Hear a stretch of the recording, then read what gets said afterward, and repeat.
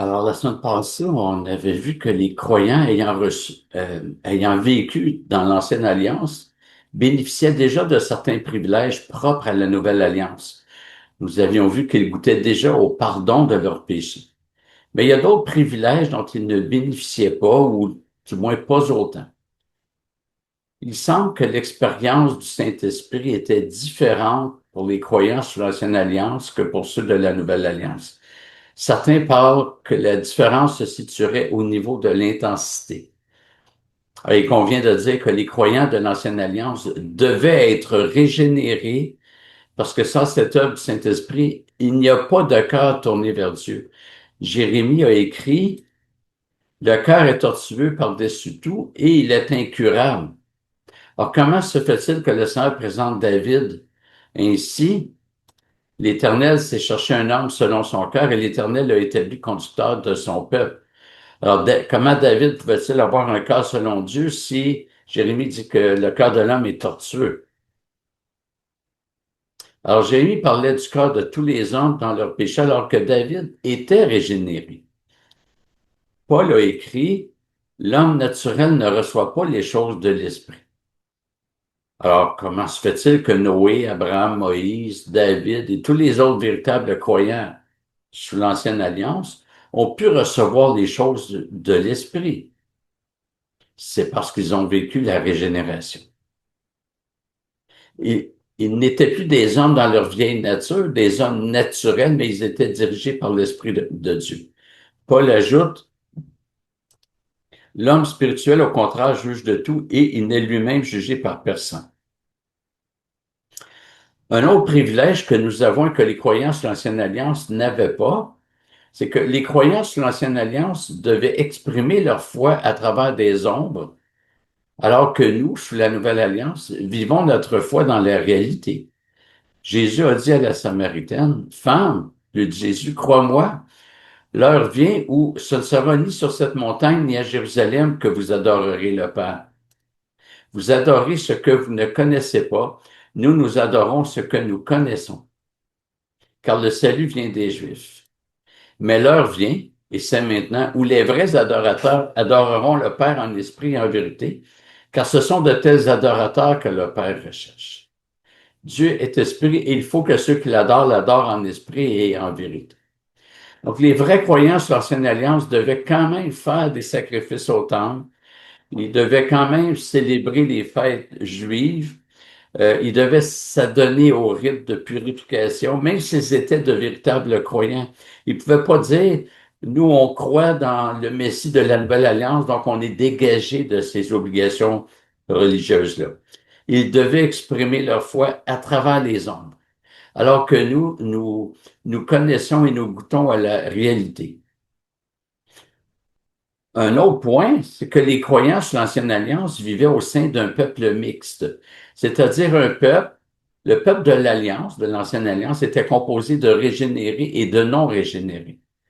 Et il y avait surtout des non-régénérés. On le sait parce que le Seigneur a souvent jugé son peuple et ne conservait qu'un faible reste, une infime partie du peuple qui était vraiment croyant. Alors que nous vivons au sein du peuple de Dieu qu'est l'Église. Et la vraie Église n'est composée que de régénérés. Israël n'avait pas été appelé hors d'Égypte.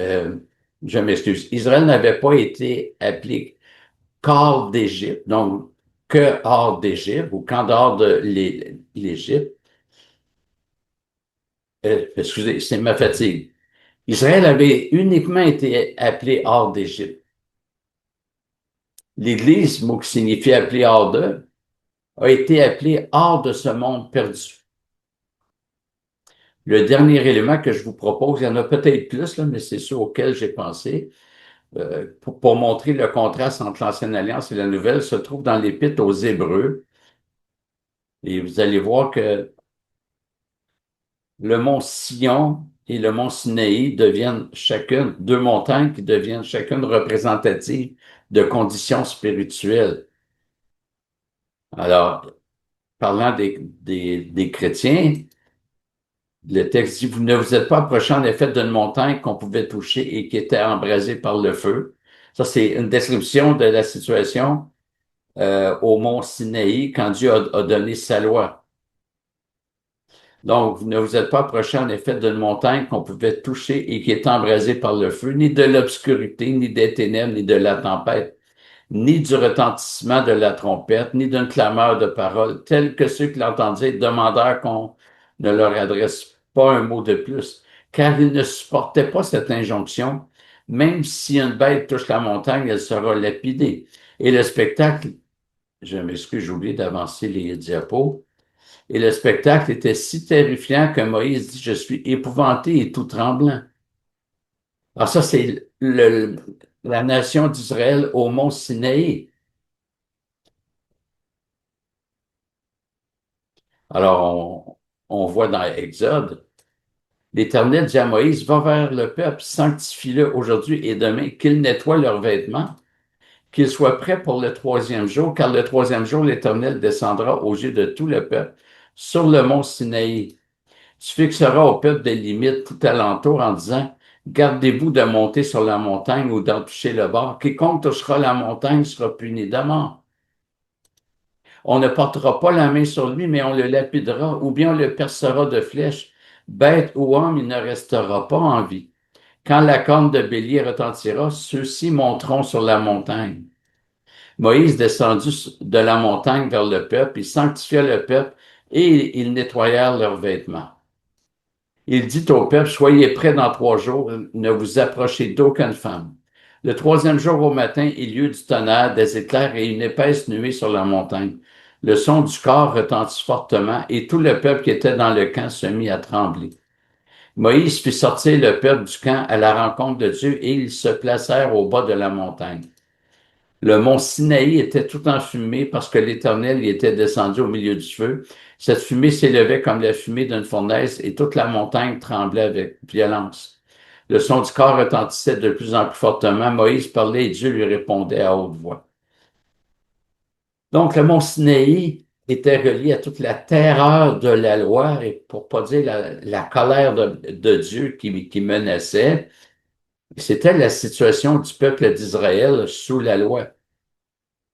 Mais l'Épître aux Hébreux qui a fait allusion à ce texte poursuit. Maintenant pour les chrétiens. Mais au contraire, donc il y a un contraste.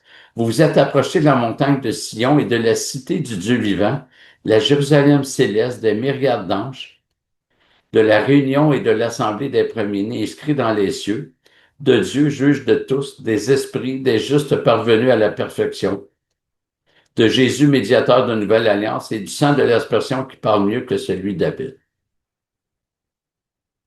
Dans l'Épître aux Hébreux, s'approcher, c'est pas de dire on était à 20 kilomètres, on est à 10 ou 8 kilomètres maintenant, mais il reste encore. Non, s'approcher, c'est venir en présence d'eux. Quand la même Épître dit approchons-nous donc, c'est vraiment aller dans la présence. Euh, donc, au mont Sinaï, c'était terrifiant. Même Moïse avait peur, même s'il était sauvé. Il y avait, il était dans un régime qui était vraiment difficile, celui de la loi. On va maintenant regarder un autre texte, cette fois dans Jérémie. L'Éternel me fit voir 2 paniers de figues posés devant le temple de l'Éternel après que Nebuchadnezzar, roi de Babylone, ait déporté de Jérusalem et conduit à Babylone Yéconiaou, fils de Jéhoïakim, roi de Juda, les ministres de Juda, les charpentiers et les serruriers. L'un des paniers contenait de très bonnes figues, comme la figue de la première récolte, et l'autre panier de très mauvaises figues qu'on ne pouvait manger tant elles étaient mauvaises. L'Éternel me dit, que vois-tu, Jérémie? Je répondis, des figues. Les bonnes figues sont très bonnes et les mauvaises sont très mauvaises et ne peuvent être mangées tant elles sont mauvaises. La parole de l'Éternel me fut adressée en ces mots. Ainsi parle l'Éternel, le Dieu d'Israël. Comme on fait pour ces bonnes figues, ainsi je regarderai favorablement les déportés de Juda que j'ai envoyés de ce lieu dans le pays des Chaldéens. Je poserai un regard favorable sur eux et je les ferai revenir dans ce pays. Je les édifierai et ne les détruirai plus. Je les planterai et ne les arracherai plus. Je leur donnerai un cœur, ça, c'est le langage de la régénération, pour qu'ils connaissent que je suis l'Éternel. Ils seront mon peuple et je serai leur Dieu, s'ils reviennent à moi de tout leur cœur. De même, en ce qui concerne les mauvaises figues qui ne peuvent être mangées, tant elles sont mauvaises, car ainsi parle l'Éternel, c'est ainsi que je traiterai Sédécias, roi de Juda, ses ministres et le reste de Jérusalem, ceux qui sont restés dans ce pays et ceux qui habitent dans le pays d'Égypte. Je les rendrai un objet de terreur, de malheur pour tous les royaumes de la terre, un sujet de déshonneur, de sarcasme, de raillerie et de malédiction dans tous les lieux où je les bannirai. J'enverrai parmi eux l'épée, la famine et la peste jusqu'à ce qu'ils aient disparu du territoire que je leur avais donné ainsi qu'à leur père. Donc, si Jérémie voit deux paniers, l'un a de très bonnes figues et l'autre de très mauvaises figues, hein. Il n'y a pas de juste milieu, c'est un ou l'autre. Et ces deux paniers représentent l'ensemble du peuple de Dieu dans l'Ancienne Alliance. Et là, le Seigneur dit qu'il va prendre les bonnes figues et leur donner un cœur nouveau. L'idée d'un cœur nouveau fait référence évidemment à la régénération. C'est l'Esprit qui vient faire une œuvre dans celui que Dieu a élu. C'est la circoncision du cœur.